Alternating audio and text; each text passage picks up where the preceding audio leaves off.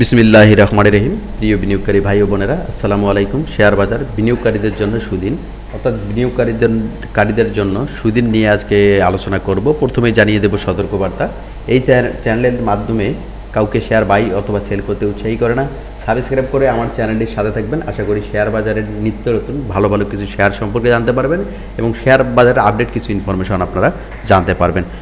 আপনারা জানেন যে শেয়ার বাজারে গত সপ্তাহের শেষ দিন অর্থাৎ বৃহস্পতিবার মার্কেটে কিন্তু ভালো একটি অবস্থানে যাওয়ার ইঙ্গিত দিচ্ছিল। সেখানে 75 পয়েন্টেরও বেশি ইন্ডেক্স বেড়েছিল। সেখান থেকে কিন্তু শেষের দিকে সেল প্রেশারের কারণে মার্কেট ক্লোজ হয় 39.31 পয়েন্ট ইন্ডেক্স বেড়ে। অনেক শেয়ারেই কিন্তু ভালো করেছিল, শেষের দিকে সেল প্রেশারের কারণে সেই শেয়ারগুলোর আর ভালো অবস্থায় কিন্তু থাকেনি। তারপরেও ওভারঅল মার্কেট কিন্তু পজিটিভ ছিল, 39.31 পয়েন্ট ইন্ডেক্স বেড়েছে এবং টোটাল লেনদেন হচ্ছে 576.34 কোটি টাকা। এটি প্রিভিয়াস দিনের থেকে বুধবারের থেকে বৃহস্পতিবারে 100 কোটিরও বেশি লেনদেন বৃদ্ধি পেয়েছে।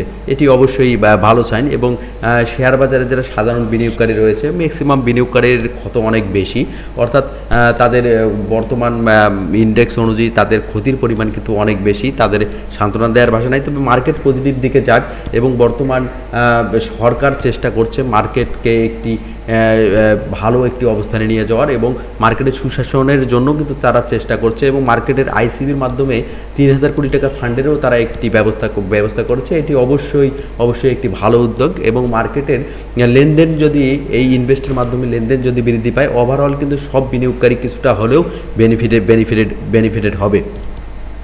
আপনারা জানেন 17 নভেম্বর অনেক শেয়ারের যে ফার্স্ট কোয়ার্টারের ইপিএস ডিক্লেয়ার করেছে। ইপিএসের উপর নির্ভর করে কিন্তু অনেক শেয়ারে মোটামুটি ভালো খারাপের বিষয়টা হয়তো আগামীকালে, অর্থাৎ এর মধ্যে কিছু শেয়ার সম্পর্কে কিছুটা হলো আইডিয়া দেয়, কারণ এত শেয়ারের ইপিএস ফার্স্ট কোয়ার্টার ইপিএস দিয়েছে, এটা আসলে এখন বলে শেষ করা সম্ভব না। এর মধ্যে সাপোর্ট কিন্তু মোটামুটি সামিট এলিয়েন্স পোর্ট লিমিটেড, এটি কিন্তু ভালো ইপিএস, খুবই ভালো ইপিএস দিয়েছে। আরও আপনারা দেখবেন বেঙ্গল উইন্ডোজও কিন্তু ভালো ইপিএস দিয়েছে। ইপিএস ভালোর কারণে পরের দিনে কিন্তু মোটামুটি ইন্ডেক্স কিছুটা বেড়েছে এবং প্রাইস দরও এই শেয়ারটির বেড়েছে।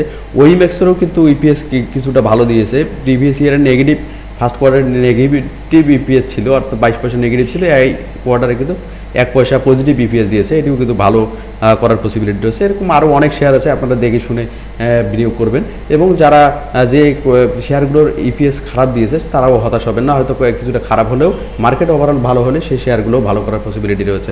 আপনারা ভালো থাকবেন, শেয়ার বাজার ভালো হোক এই আশাবাদ ব্যক্ত করছি। আল্লাহ হাফেজ।